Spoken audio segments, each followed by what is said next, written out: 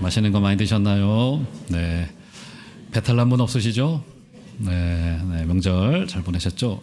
유난히도 좀 길었어요, 명절이. 제가 그래서 직장인들을 위해서 제가 대리로 검색을 해봤더니 3년 후에 다시 옵니다. 요런 긴 명절이 3년 후에 다시 오니까 그때를 고대해 주시고, 이게 너무 길다 보니까 약간 좀 일상이 약간 무너져요.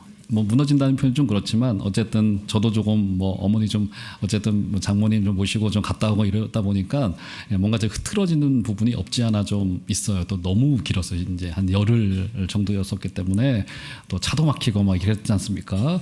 그래서 다시 일상으로 돌아오고 직장인들은 내일 출근하시고 학생들은 또 다시 내일부터 학교로 가게 되고 뭐 이렇게 일상으로 되돌아오게 되실 텐데, 자, 오늘 예배를 드리면서 우리의 좀 이렇게 흐트러졌던 마음, 또 정돈되지 못했던 마음들을 다시 한번 하나님 앞에 좀 집중시켜보고 다시 좀 힘을 얻고 다시 일상으로 나가고 우리가 원래 있어야 될 그 자리, 또 섬겨야 될 그 자리로 되돌아가는 준비의 시간이 이 예배의 시간이 되기를 바랍니다. 우리 한번 다시 한번 좀 인사할까요? 우리 내일부터 다시 우리 열심히 달립시다. 이렇게 수고하십시다. 다시 한번 인사하겠습니다. 네. 자, 저는 이제 여러분들과 함께 그만 인사하세요. 여러분들과 함께 자, 마태복음 13장을 이제 5번 보니까 이제 제가 저도 이제 쉬는 날이 되다 보니까 조금 여유가 있어져 가지고 마태복음 13장을 좀 간간히 교회에 나와서 말씀도 보고 비도 새 가지고 물도 치우고 하면서 제가 5번을 좀 여러분들과 좀 나눠야 되겠다는 이제 판단이 좀 들었습니다. 그래서 이제 13장 이제 초도 그러니까 씨 뿌리는 자의 비유를 끝나고 주님께서 중간에 주셨던 말씀은 제가 넘어가고 비유는 일단은 다 짚고 넘어가자는 생각을 좀 하게 됩니다. 5번을 여러분들과 13장을 전체를 좀 보겠다는 생각을 갖게 됩니다. 자, 그런데 여러분 다시 한번 저희가 한 주가 지났기 때문에 이 점은 좀 짚고 넘어가야 될 것 같아요. 자, 지난주가 어떤 비유였죠, 여러분? 지난주가 비유 중에 비유라고 불렸던 바로 씨 뿌리는 자의 비유라고 말했습니다. 비유 중에 비유라고 하는 별명이 붙은 이유는 이 비유부터 제대로 이해되지 못하고 여기서 오독할 위험이 꽤 크기 때문에 이 비유가 제대로 풀려야지만이 이 마태복음 13장이 전체로 옳게 풀릴 수 있다는 의미에서의 비유 중에 비유라고 불립니다. 그래서 비유 중에 비유, 이 씨 뿌리는 자의 비유를 지난주에 봤고요. 오늘 저와 여러분들이 보게 될 비유는 어떤 비유라고 별명 붙어 있습니까? 알곡과 가라지 비유. 흔히 이제 가라지 비유라고도 말합니다. 알곡과 가라지 비유이고요. 그 다음에 다음 주에 저와 여러분들이 살피게 될 비유를 미리 한번 쓱 볼까요? 31절 이하로부터 보면 여기 뭐가 등장합니까? 흔히 이 비유를 어떤 비유라고 이야기를 해요? 겨자씨 비유라고 이야기를 합니다. 겨자씨 비유. 자, 그러면 정리 한번 해보시죠. 지난주 어떤 비유였다고요? 씨 뿌리는 자의 비유. 오늘 알곡과 가라지 비유. 밭에 씨를 뿌렸는데 좋은 씨를 뿌렸는데 가라지가 자랐어요. 이상하게. 그죠? 그리고 다음 주에 보게 될 비유가 어떤 비유라고요? 겨자씨 비유. 자, 한번 질문 들어갑니다. 여기 공통으로 등장하고 있는 소재가 뭐죠? 그렇죠. 1부, 2부 성도들도 다 맞추신 내용입니다. 여러분들 맞추신 공통의 소재가 뭐라고요? 씨예요. 그렇죠? 그러니까 지금 주님의 이 비유는 비유별로 잘라서 이해해서는 절대로 안 된다는 거예요. 이것은 주님의 한 번의 설교에서 함께 등장한 여러 편의 비유입니다. 그러니까 이 비유들은 전부 다 연계해서 이해해야만 되고, 그래서 첫 번째 비유, 두 번째 비유, 세 번째 비유까지를 우리가 일맥상통하게 봐야 되지만이, 그죠? 주님께서 일부러, 그러니까 주님은 사실은 위대한 어떻게 보면 교육자셨던 거예요. 굉장히 교육적인 이 도구가 아주 이 레토릭도 좋으시고 주님은 탁월하신 교육학자셨던 거예요. 시라고 하는 공통의 소재를 가지고 첫 번째, 두 번째, 세 번째 비유를 일맥상통한 관점을 가지고 주님께서 가르침을 주고 있다는 점에 우리가 잊어서는 안 된다는 거예요. 그죠? 그것도 그렇고요. 또 한 가지 우리가 또 한 가지 짚고 넘어가지 말아야 될 것이 무엇이냐면 13장 1절을 다시 한번 보시면 1절 볼까요? 1절 어떤 말로 시작되어집니까, 여러분? 1절 네, 그날. 그러니까 지금 마태복음 13장의 이 긴 주님의 이 설교 원고는 어떤 날 가르쳐진 거예요? 같은 날 한 날에 가르쳐진 거예요. 근데 굳이 13장 1절이 그날로 밝히고 있는 그날은 어떤 날입니까? 주님의 우리 몇 주 전에 살폈었던 굉장히 충격적인 말씀이 전해졌던 바로 그 현장이에요. 어머니와 그의 육신의 형제들이 찾아왔단 말이에요. 주님께서 한참 설교를 하고 있던 와중에 어떤 사람이 와서 주님의 옆구리를 쿡 찔러요. 주님, 당신의 육신의 가족들이 좀 찾아왔습니다 하니까 주님 냉정하게 자르십니다. 야, 누가 내 형제요, 누가 내 자매라고 말했어. 그러니까 여기서의 가지고 있는 한미의는 굉장히 많아요. 그러니까 우리가 믿고 있는 이 기독교 복음이라고 하는 것이 이스라엘 사람도 그렇고 우리 한국 사람도 그렇고 이 가정에 대한 이 애착, 이 혈연주의에 대한 애착이 굉장히 강하단 말이에요. 그죠? 그러니까 우리가 믿고 있는 이 복음이라고 하는 것이 그것을 뛰어넘을 정도로 굉장히 근본적이고 굉장히 본질적이라고 하는 거예요. 이것을 굉장히 중요한 부분으로 가르치셨단 말이에요. 주님께서 어떤 말씀을 하셨어요? 손을 이렇게 내밀으세요. 이렇게 여기 앉아있는 너희들이야말로 진짜 내 가족이고 내 어머니고 내 형제자매지 누가 내 형제자매라고 말할 수 있어? 라고 주님께서 사실은 누가 내 가족인가에 대한 단답형의 답을 내리신 거예요. 그러면서 13장에서 주님께서 밖으로 나가셔서 물가로 나가셔서 배 위에 앉으셔서 다시 제자들과 청중들과 큰 무리들을 모아놓고서 주님께서 누가 내 진짜 가족인가에 대하여서 주님께서 이 비유의 말씀으로 주님께서 긴 설교를 통하여서 주님께서 지금 가르치고 계셨다는 점이에요. 그러니까 제가 드리고 싶은 말씀은 뭐냐면, 그러니까 이 비유들, 여러 개의 비유들이 이 13장에 등장하고 있는데 이것을 파편화시켜서 주님의 지금까지 이어져 왔던 말씀과 조금 다르게라든지 아니면 이것을 각 비유별로 파편화시켜서 우리의 전제와 우리의 선입견을 가지고 이 본문을 바라보기 시작을 하면은 오독하기 딱 10장이라고 하는 겁니다.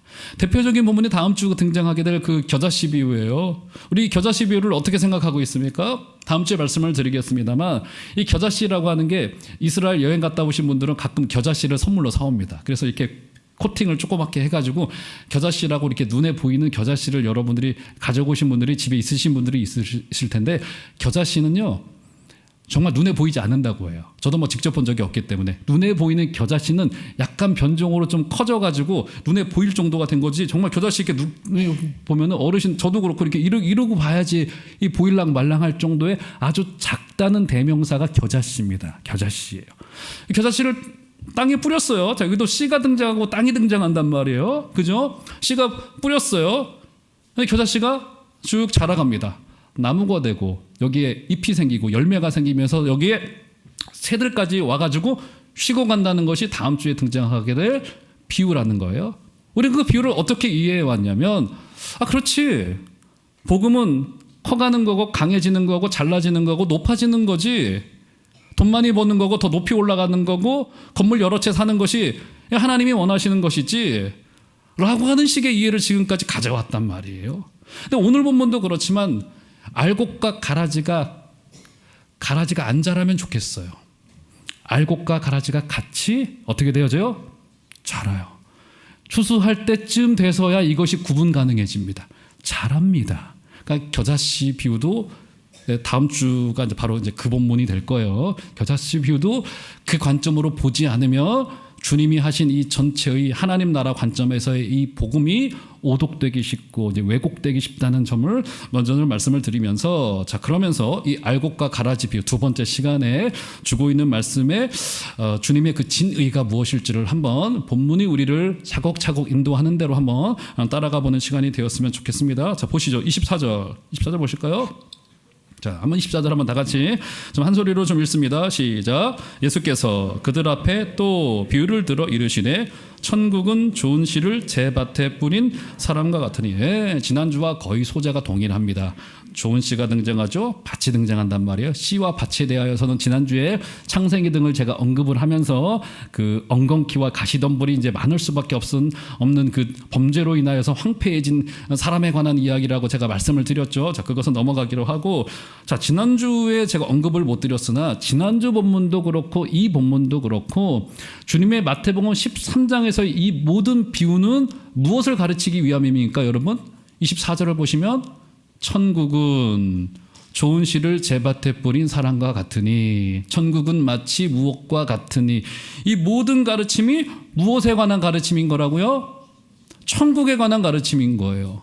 근데 이 천국에 관한 가르침에 돌짝밥도 등장하고 가시덤불도 등장하고 엉겅퀴도 등장하고 오늘 가라지도 등장하고 원수들도 등장한단 말이에요.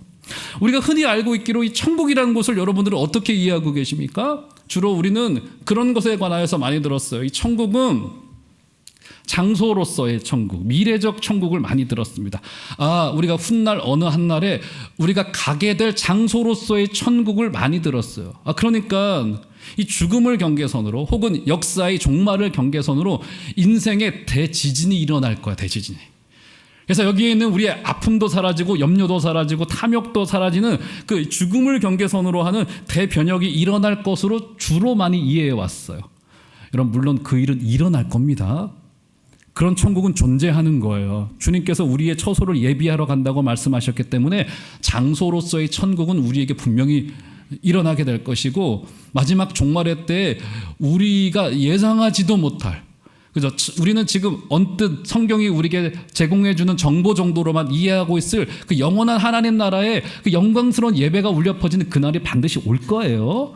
그런데 사복음서의 가르침을 보면요, 훨씬 더 많은 경우 주님이 가르치시는 천국은 미래적 장소로서의 천국을 그려내고 있기보다는, 오늘 본문 마태복음 13장이 대표적이에요.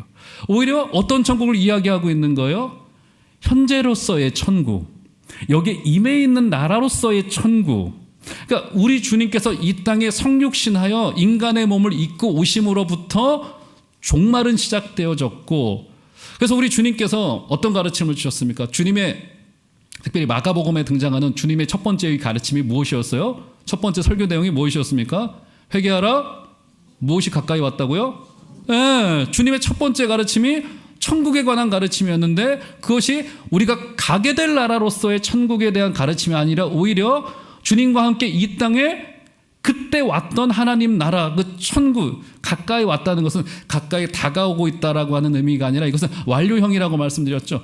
여기 왔다는 거예요. 가까이 온 천국에 관한, 임해 있는 하나님의 나라에 대한 천국을 그려내고 있는 거란 말이에요. 그러니까 이런 건 없는 거예요. 예를 들어서 이 땅은 뭐 지지고 볶고 사는 거지, 뭐 사람의 삶이 다 그런 거지, 내 마음대로 살고 내 호주머니 속에 내가 원하는 거 다 넣고 살아가다가 죽음이라고 하는 경계선을 딱 넘어서서 호주머니 속에 믿음이라고 하는 티켓 하나가 여기 있네요. 티켓 하나가 딱 있으니까 요거 주님 앞에 내밀면 베드로가 문지기니까 문 열어주겠지. 그렇지 않다는 거예요. 어떤 천국인 거예요? 지금부터 천국을 살아내는 거예요. 우리는 여기 천국, 하나님의 나라라고. 나라의 개념이 뭡니까? 나라에는 질서가 있고요, 여기에는 가치관이 있고요, 그죠? 여기는 세계관이 있고요, 그 나라를 구성하고 있는 일종의 무엇인가가 있는 거예요, 그죠? 그 뜻대로 그 내용대로 살아내다가 우리는 아직은 잘 모르지만 완성될 하나님의 나라에 들어가게 될 때 그것이 완성될 것을 기다리는 것이지, 여기와 완전히 다른 그 천국이 우리 가운데 오리라고 하는 기대는 사실은 성경적인 천국에 관한 그림이 아니에요. 그러니까 우리는 한편으로는 미래적인 장소적인 천국을 만나게 될 때 놀라게 될 거예요. 왜냐하면 거기는 눈물도 없고 애통도 없고 아파하는 것도 없고 병도 없고 죽음도 없는 것이기 때문에 막 우리를 위협하는 그 죽음의 권세가 없단 말이에요. 그것 때문에 놀라게 될 거예요. 우리가 영광스러운 모습으로 변하게 될 거예요. 여러분이 저를 볼 때 아주 영광스러운 모습으로 볼 거예요. 저도 여러분들을 볼 때 누구는 잘생겼네, 누구는 못생겼네, 저도 판단할 수 있지만 우리 시선이 변할 거예요. 창조된 모든 사람들이 아름다운 거구나, 이걸 보게 될 거란 말이에요. 놀라게 될 거지만 한편으로는 놀라서는 안 돼요. 잘못된 거예요. 우린 천국의 가치를 가지고 살아내다가 하나님의 사랑은요, 지금이나 그때나 똑같을 거예요. 하나님의 우리를 향한 자신을 내어주신 아들을 구속시킨 그 사랑은 그때나 지금이나 똑같을 거란 말이에요. 그 가치와 내용을 가지고 살아가다가 완성될 그때 우리가 조금 놀라긴 하지만, 주님 그렇군요, 우리가 분투하며 애쓰며 살아가다가 완성될 나라가 바로 이곳이었던 거군요. 그러니까 내 마음대로 이 땅을, 내 호주머니 속에 모든 것 다 넣고 내 마음대로 살아내고 내가 원하는 대로 살아가는 것이 행복이요 가치라고 생각하고 살아가다가 그 나라에 들어가는 일이 없다는 거예요. 하나님의 뜻대로 살아내다가 부족하지만, 연약하지만, 때로는 실패하지만 완성될 그 나라를 바라보고 주님이 우리의 손잡아 주실 때, 지금 이때군요, 드디어 왔군요, 그렇습니다 주님, 제가 가게 될 것을 간 거군요 라고 하는 천국으로서 우리는 맞이하게 될 거란 말이에요. 사랑하는 귀한 종감제께 성도 여러분, 이번 한 주간을 살아내는 동안에도 그 영원한 천국이 우리를 기다리고 있는데 그 천국은 사실상 지금부터 이미 시작되어져 있다는 사실을 기억하시고, 여기에 지금 천국의 왕으로 임해 계신 예수 그리스도를 왕으로 모시고 주인으로 모시고 그분의 뜻대로 살아내다가 우리 영원한 장소로서의 그 천국을 기다리게 되시는 복된 여러분들 되시기를 주의 이름으로 축원드립니다. 자, 이게 바로 이제 천국에 관한, 그렇기 때문에 천국을 가르치는데 여기 원수도 있고 가라지도 있고 뭐 그죠, 여기 막 추수꾼들도 있고 뭐 회방꾼들도 있고 막 이런 일들이, 아니 천국에 그런 게 왜 있어요? 근데 아직 완성되지 않은 하나님의 나라이기 때문에 있다는 얘기예요. 자, 그러면 보시죠. 천국 가르치던 중에 자, 인자가 밭에 좋은 씨를 뿌렸어요. 근데 문제가 생기기 시작을 합니다. 자, 25절 보시면 사람들이 잘 때 그 원수가 와서 곡식 가운데 가라지를 덧뿌리고 갔더니, 여기 눈에 띄는 표현 중에 하나가 뭐냐면 25절에 보면은 가라지가 어디 가운데서 자라게 됩니까 여러분? 곡식들 가운데서 함께 가라지가 자라지게 된다는 겁니다. 그죠?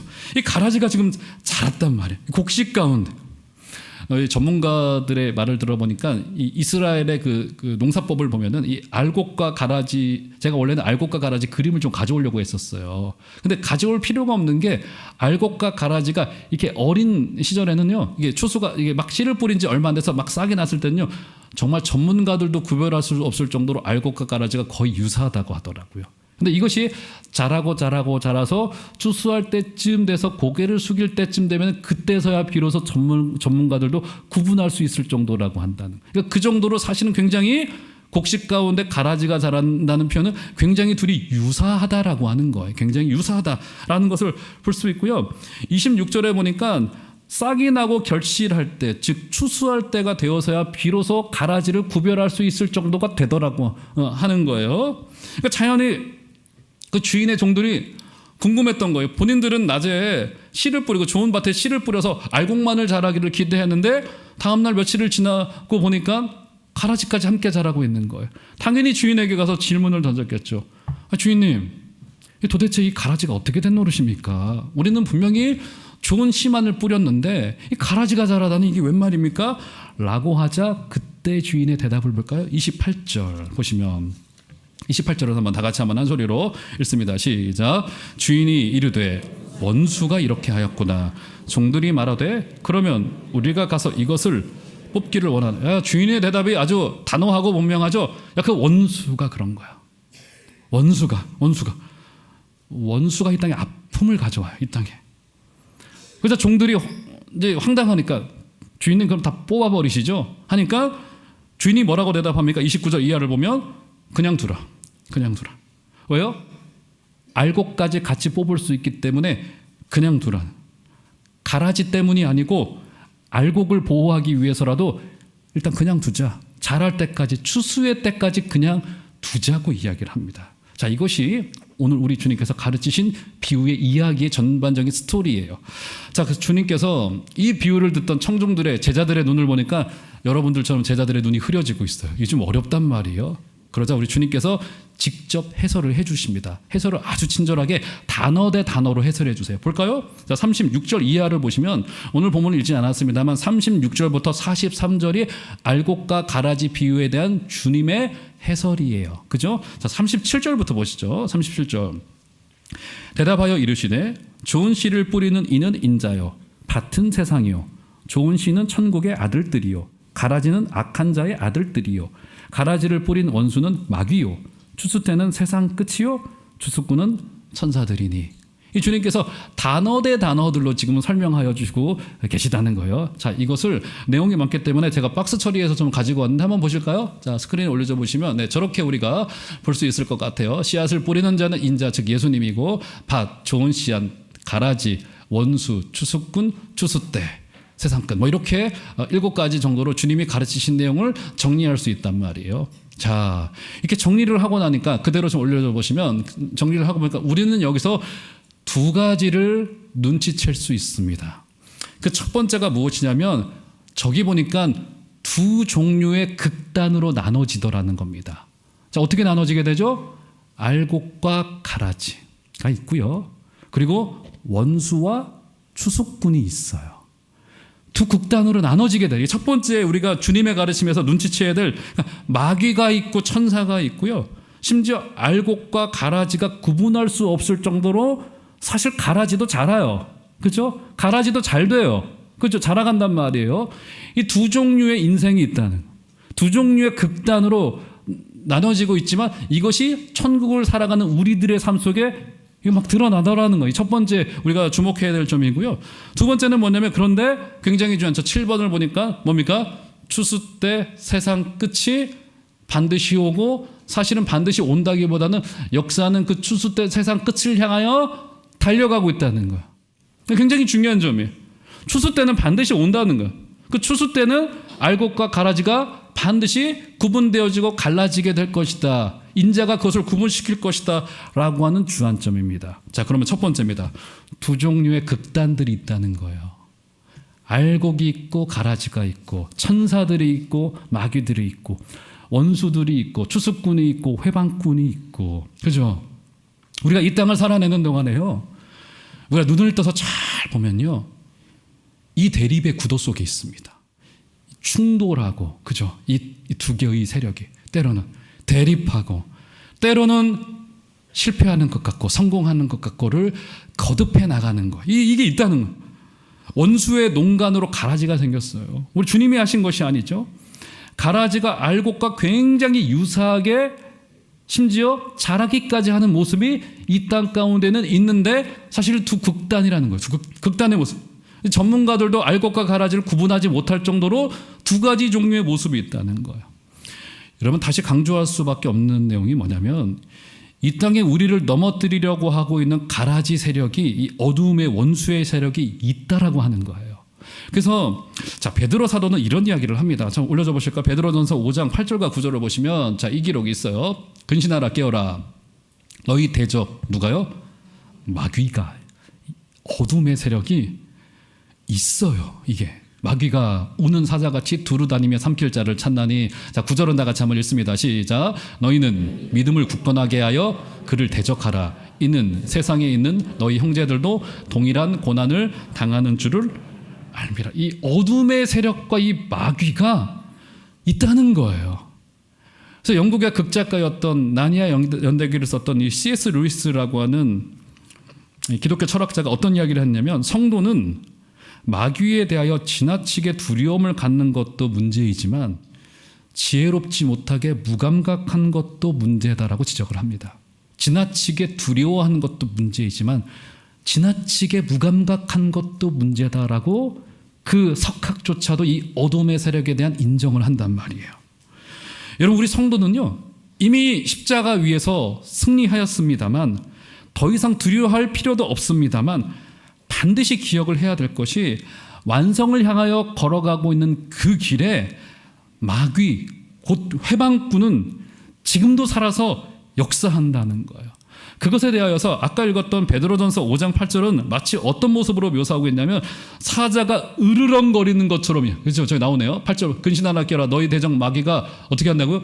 우는 사자와 같이 두루다니며, 사자가 사자가 울면은 막 으르렁거리고 막 어마어마한 소리를 내고, 사람들에게 막 공포를 조장을 하고 두려움을 심고, 사람의 마음 가운데 막 수치를 심고, 막 이런 일들을 우는 사자와 같은 마귀가 감당해낸단 말이에요. 그런데 여러분, 마귀가 성도와 교회를 멸할 능력이 있습니까? 있어요? 없어요. 지금까지 기독교의 2000년의 역사 속에서 교회를 밟아서 죽이려고 했었던 세력들이, 정말 정치 세력들도 너무 많았고 뭐 무수히도 많았습니다. 그런데 교회는 여전히 살아남았고, 살아남았을 뿐만이 아니라 하나님의 복음을 지금까지 전하고 있단 말이에요. 교회는 절대로 마귀에 의하여서 멸하여지지 않아요. 그러니까 사실 저 우는 사자와 같은 저 위협은 거짓 위협이라는 거예요. 두려움을 동원해서 막 자극시키고요, 대중심리를 써먹기도 하는데, 사실은 이것은 실체가 없는 위협인데 소리가 커요. 으르렁거리면서 사람의 마음에 두려움을 심고, 대세라는 이름으로, 그죠? 시대 정신이라고 하는 이름으로, 이 세대의 풍조라고 하는 이름으로 사람의 마음을 막 차고 들어온단 말이에요. 그들의 목적이 뭐예요? 회방하려고. 어떤 회방을 합니까? 우리가 하나님께 가까이 가게 하는 것을 어떤 식으로든, 이게 마귀의 목적이에요. 마귀는 우리를 멸할 능력이 없습니다. 하지만 우리로 하여금 하나님께 가까이 가게 하는 것을 방해할 수는 있어요. 회방할 수는 있단 말이에요. 지금 베드로 사도는 그것을 조심하라고 말하면서 그것이 때로는 드러나는 모습으로, 실체의 모습으로 등장하는 것이 아니라 실체가 없는 시대의 정신으로, 대세라고 하는 이름으로, 시대의 가치관이라고 하는 이름으로 우리에게 다가올 때가 너무나도 많단 말이에요. 그래서 사도 바울조차도 어떤 경고를 했냐면, 로마서 12장 2절을 보시면 그 유명한 구절이죠. 자, 한번 다 같이 좀 읽습니다. 시작. 너희는 이 세대를, 무엇을 본받지 말래요? 마귀를 본받지 말라 하지 않았어요. 이 세대를 본받지 말고. 왜요? 마귀가 광명한 천사와도 같이 양의 탈을 쓰고 다가오는 것과도 같이 시대 정신이라고 하는 이름으로, 그죠? 가치관이라고 하는 이름을 가지고, 때로는 자본주의라고 하는 이름을 가지고 우리를 찾아 들어오면서 우리의 마음을 하나님에게서 멀어지게 하는 경우들이 굉장히 많은 위협군이요, 회방꾼, 그가 있다는 겁니다. 그래서 바울이 뭐라고 이야기합니까? 하나님의 선하시고 기뻐하시고 온전하신 뜻이 무엇인지를 분별하자라고 우리에게 조언하고 있습니다. 사랑하는 귀한 종암제일교회 성도 여러분, 사도 베드로가 그래서 우리에게 어떤 이야기를 합니까? 깨어라 근신하라, 잠에서 좀 깨자고 이야기를 합니다. 왜 잠에서 깨자고 말했을까요? 베드로가 잠잔 적이 있었죠? 언제 잠잤었어요? 베드로가 겟세마네 동산에서 주님께서 땀방울이 핏방울이 되도록 기도하실 때 베드로가 잠들었어요. 주님이 오셨습니다. 잠자는 현장으로. 제자들이 깜짝 놀랐겠죠. 왜 잠자냐 하시면서 주님이 던지셨던 말이 뭐예요? 너희들 한시도 나와 함께 기도할 수 없더냐, 이런 식으로 말씀하셨어요. 한시가 뭐예요? 잠깐이란 뜻일까요? 아니에요. 헬라말을 보면요, 한 시간이에요. 주님이 하신 말씀은 뭡니까? 야, 너희들 한 시간도 기도 못해, 이거예요. 최소 한 시간은 해야죠. 너 한 시간도 기도 못하는, 아마 주님의 기도 시간이 한 시간 정도 됐던 것 같아요. 너희들 한 시간도 이 위협의 때 기도 못하는 거야? 라면서 깨어있을 것을 우리에게 종용하셨습니다. 사랑하는 우리 귀한 종암제일교회 귀한 성도 여러분, 시대의 위협이 너무나도 으르렁거리고 있고 마치 실체가 있는 위협처럼 다가오고 있는 이때에 하나님의 선하시고 기뻐하신 뜻이 무엇인지를 분별해서 그분 앞에 늘 깨어있게 되시는 복된 여러분들 다 되어주시기를 주의 이름으로 축원드립니다. 자, 첫 번째 뭐였다고요? 바로 이 회방꾼, 두 극단, 알곡과 가라지, 천사와 마귀가 존재하더라고 하는 것입니다. 자, 그러면 두 번째이면서 결론으로 한번 가볼까요? 자, 이 알곡과 가라지 비유의 아주 중요한 초점 또 한 가지는 추수의 때가 반드시 우리 가운데 오게 된다는 거예요. 알곡과 가라지가 비슷해서 솎아낼 수가 없어요. 그때까지 같이 갑니다. 심지어 다음 주에 분명히 더 분명하게 짚겠지만 가라지도 어떻게 된다고요? 가라지도 커가고 자라고 잘되고 휘황찬란해지고 그럴듯하게 보이고 알곡처럼 보여요. 저 진짜 아니야? 저렇게 살아야 되는 거 아니야? 구분할 수 없을 정도로 전문가들도 알곡과 가라지도 자라요. 놀랍게도 커집니다. 잘 돼요. 우리 주님이 뭐라 말씀하세요? 둬라. 뽑을 필요 없다. 왜요? 마지막 때, 추수의 때가 올 것이기 때문에. 자, 이 예수님께서 비유를 통해 가르치고 싶으셨던 종말이 바로 이거예요. 하나님의 나라는 여기에 이미 왔어요. 하지만 여기 가운데는 천국에 회방꾼들도 있고 마귀들도 있단 말이에요. 왜요? 왜 그런 것들이 왜 있을까요? 아직 완성되지 않았기 때문에. 이미 왔어요. 하지만 완성되지 않았어요. 그러니까 이것을 흔히 신학자들은 조금 어려운 말로 이미와 아직 사이에 우리가 살고 있는 이 갈등의 관계 속에 있다, 뭐 이렇게 표현하기도 합니다만, 어쨌든 우리가 느끼고 있고 우리가 걸어가고 있는 이 종말의 길이 구속의 완성을 향하여 다가가고 있는 종말이라고 하는 점이에요. 그 종말의 때는, 그런데 우리 가운데 추수의 때는, 결산할 날은 반드시 우리 가운데 온다는 거예요. 우리는 때때로 궁금합니다. 주님, 도대체 이 악이 어찌 된 일입니까?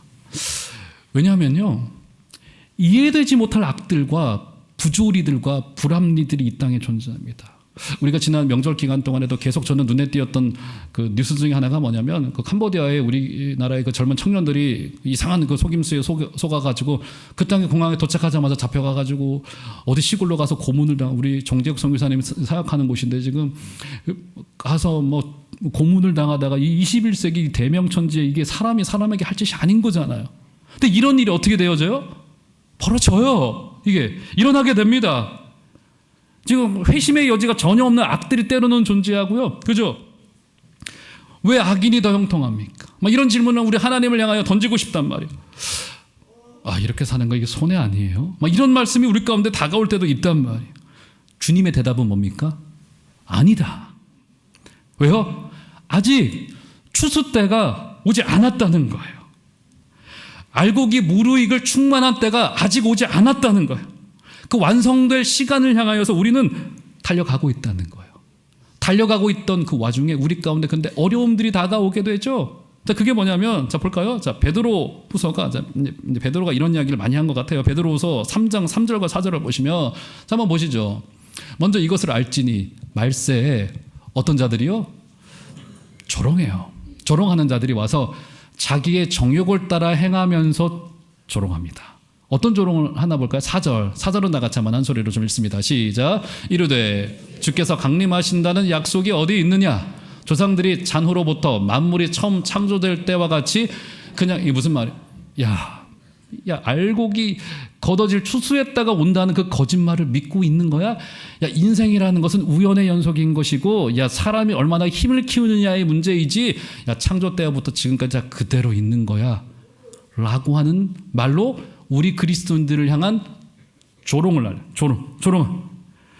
야, 무슨 추수 때가 오고 종말의 때가 온다고 너희들 그렇게 믿음을 가지고 주일마다 예배하고, 야, 예배 가끔 빠지고 좀 한 잔 꺾고 좀 우리 마음대로 살고 내가 원하는 대로 사는 것이 그게 진리야. 내가 하고 싶은 것, 내가 원하는 것을 사는 것이 행복인 거야. 자, 저기 경기도 한편에 저 서울 한 자락에 좀 땅 한 평 사두면 배 두둑하게 배 퉁퉁 두드리면서 살 수 있는데 너희들 왜 이렇게 바보처럼 사는 거야? 라고 하는 가슴앓이가 우리에게 있을 수 있어요. 그때 자, 베드로의 대답을 한번 마지막으로 들어보시죠. 베드로 후서 3장 17절 18절. 이거는 베드로 전후서의 마지막 두 절입니다. 끝구절이. 한번 볼까요? 그러므로 사랑하는 자들아, 너희가 이것을 미리 알았은즉, 종말이 온다는 것을 알았다는 거예요.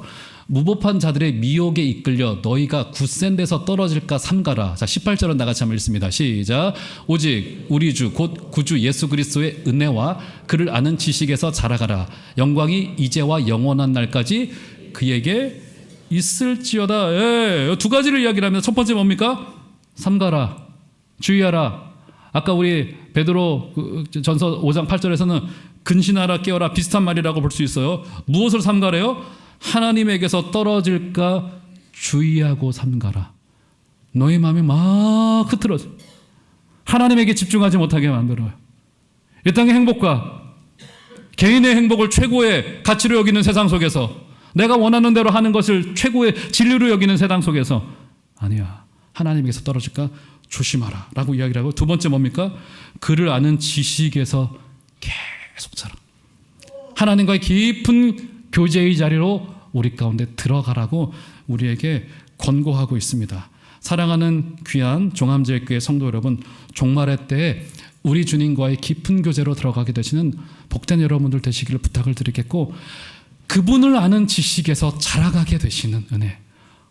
하나님 이런 분이야. 하나님 정말 좋으신 분이야. 야, 예배하는 것이 너무나도 큰 기쁨이야. 우리 성도를 섬기고 교회를 섬기는 것이 이게 얼마나 복된 일인지 누구도 알아주지 않아요. 정말 나만 아는 그 가치. 이제 보물과 진주에 비해서 그것을 알게 될 거예요. 이 가치를 본 거예요. 우리는 그렇구나. 내가 여기에 인생의 모든 것을 다 드려야 되겠구나 라고 하는 마음을 가지고 하나님과의 깊은 교제에서 자라가게 되시는 겁니다.